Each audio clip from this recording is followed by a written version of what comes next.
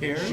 Oh, yeah. So How thin? this is my finished 1978 Miss Budweiser Unlimited hydroplane. It carries the U1 number because in the previous season it became the champion. Owned by Bernie Little, who owned a Budweiser distributorship in the Midwest, and so he got Budweiser to sponsor it.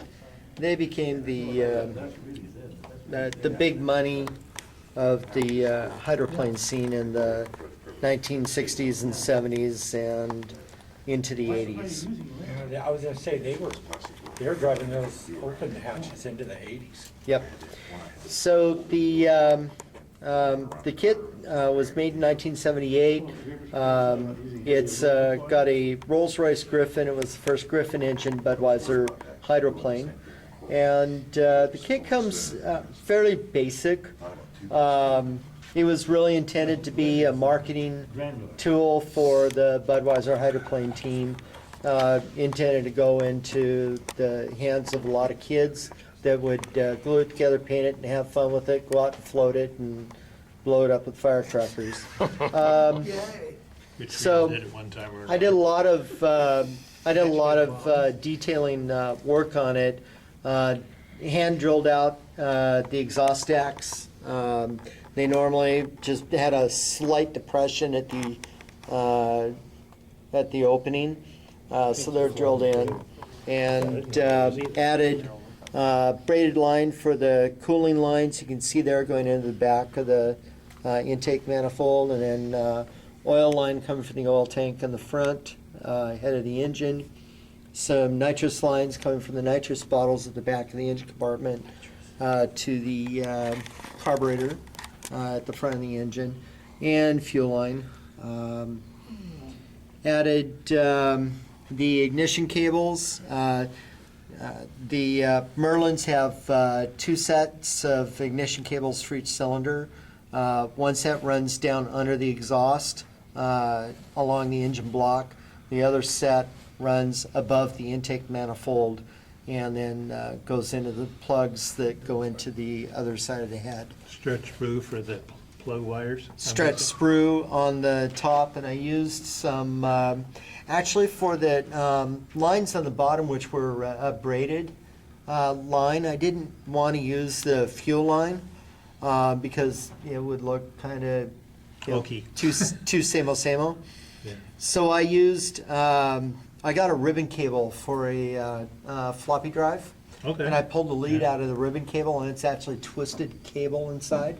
Very nice. And it worked very well. I was very happy with the way that worked out. I used model car garage instrument faces in the cockpit for the gauges, and added the lines onto the rudder on the back. They're cooling lines. I'm not exactly sure what they're cooling. It's not the engine. And I added the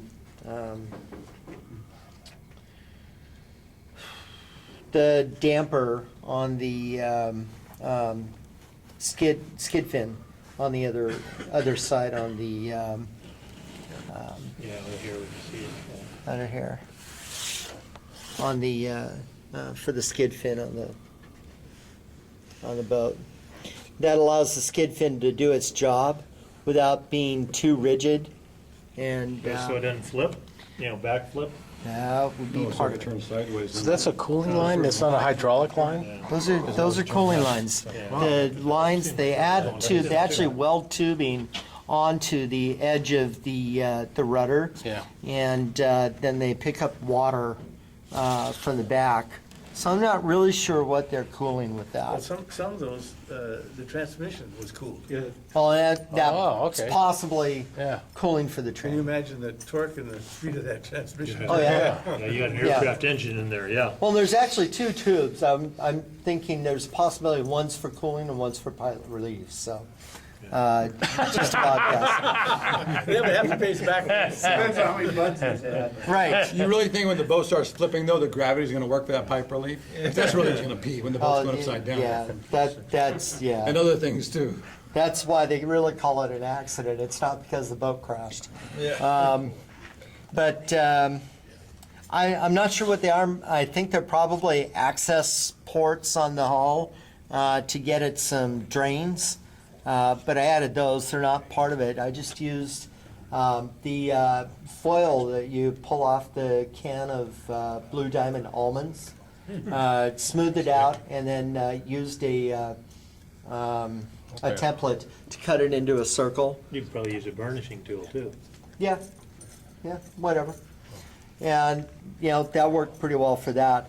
The finish, the markings on it, the main markings, the red and white and gold coloring, and then the Miss Budweiser and the U1 are actually single, they're not water slide decals. They're decals like you would use for striping on a car. Or some kind of other marking. If you've ever done like Rumblebee stripes on a Charger or something like that, They're self-sticking. you get the self-adhesive Pinstripe. tape. Pinstripe. Peel it off, Yeah. lay soapy water on the body of the car or on the hull of the boat, and then lay it in place and then press it down and smooth it out, get the bubbles out. And it was kind of a semi-matte finish, which if you look at the boats, they're definitely not. They're a gloss. They're very glossy.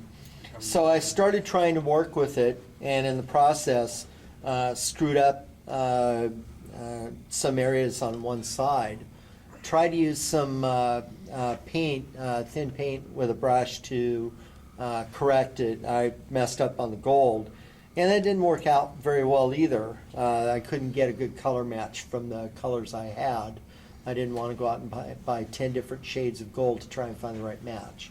So I bought a rattle can of gold spray paint and a packet of Frisket at Hobby Lobby, and laid the Frisket over the U1 and the Miss Budweiser, and in the corners where they're rounded to mask it off, and then I used tape in the rest of the area, and then resprayed the gold on top of the tape. And I was really happy with the way the Frisket worked. It's the first time I've used a masking medium that didn't actually have an area where the paint bled under it. Nice. The And Frisket worked extremely well. It didn't peel up the paint or Didn't anything? peel under up it? the paint, didn't have any problems at all like that. Okay. So I was very happy with that.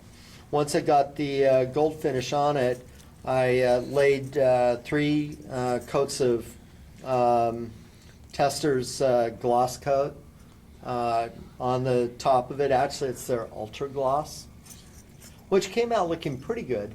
And then I brought out the 600 grit, 1200 grit, and 1500 grit, and wet sanded it. And then the first polishing was with toothpaste.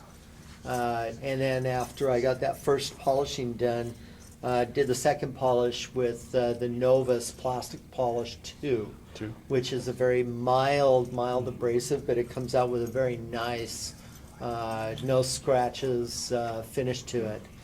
And the last thing I put on it was Mother's. There's no finish like Mother's. So, yeah.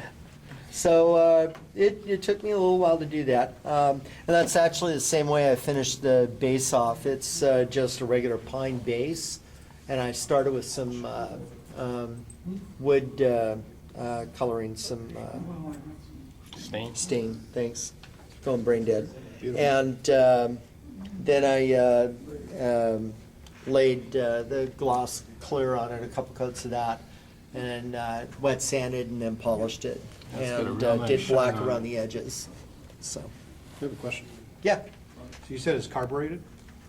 yes. So the It's Merlins during war, were they fuel injected or it's actually did they just do carburetors? it's a 2 throttle bore injection system actually. Oh, okay. But it's like a big It's massive essentially- carburetor, or yeah. essentially a carburetor. Okay. But it is an injector. Okay. Yeah. I think I heard something about the Hurricane had the Merlins, and they had two different types. They had the carbureted, they couldn't get up, it was having problems above 10,000 feet. Yes. And then they had the injected Injected, ones. You right, couldn't do any negative G. It would- Right, right. right. Until they got negative G carburetor.